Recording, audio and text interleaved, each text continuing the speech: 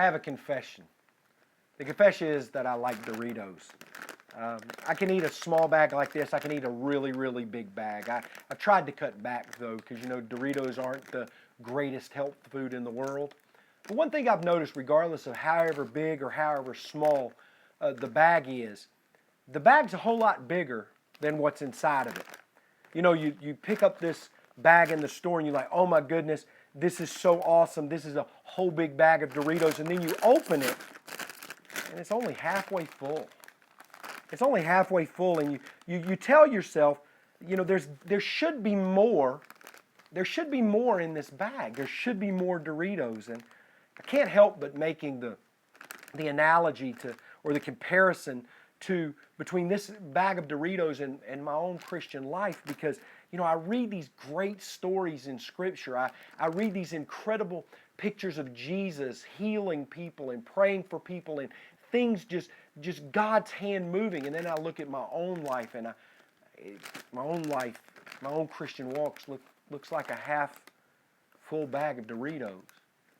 And I look through Scripture and I think I found what's missing. You read in Revelation chapter 4, verses 4 through 9, and you see this great picture, right? There's these 24 elders. It's the throne room of God. That's what this section of Scripture is called. It's the throne room of God. There's these 24 elders. There's 4 living creatures. One looks like an ox. One has the head of a lion. One has the face like a man, and the other is like an eagle. And all these 24 elders and these 4 creatures, living creatures, all they're doing is just worshiping God. They're saying, holy, holy, holy. And then you go and you read into chapter 5, Revelation chapter 5, and you read down in how John the Revelator just has a panic attack, literally a panic attack, because nobody's found under the earth, on earth, or even in heaven that is worthy to open these scrolls, right?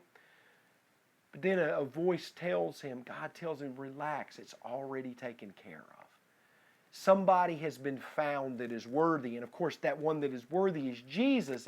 And you go and you read, and glory and honor and fortune, all of these wonderful things are given not only to Jesus, but also those individuals that are connected to Jesus. And even in Revelation chapter 5 and verse 10, it says, and you have made them a kingdom and priests to our God, and they shall reign on the earth.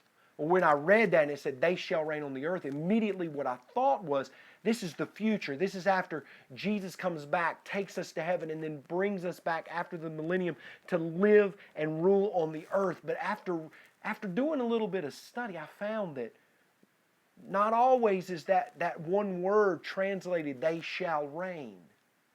Sometimes it's actually translated in some translations, they are reigning.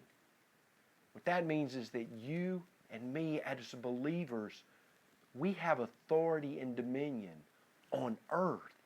It makes sense if you go and if you look in Revelation chapter 5 at the beginning verses, it says that wealth is given to Jesus. Wealth is given to Him, and wealth is given to us also. Question: what good does wealth do you in heaven? What good does wealth do you after you're dead? We're told over and over again in Scripture, don't save these things of the world because you can't have them in eternity. I am convinced that we as believers, individuals that have accepted Jesus Christ and His sacrifice on Calvary, we're supposed to be reigning right now. We're supposed to have dominion right now. What's missing from my Christian walk? The fact that up until this point, I have not believed that His power inside of me made me a king, a prince, or a priest. I encourage you today to do exactly what I'm beginning to do. Stop looking at the bag as being half empty and look at your Christian life as being totally and absolutely full.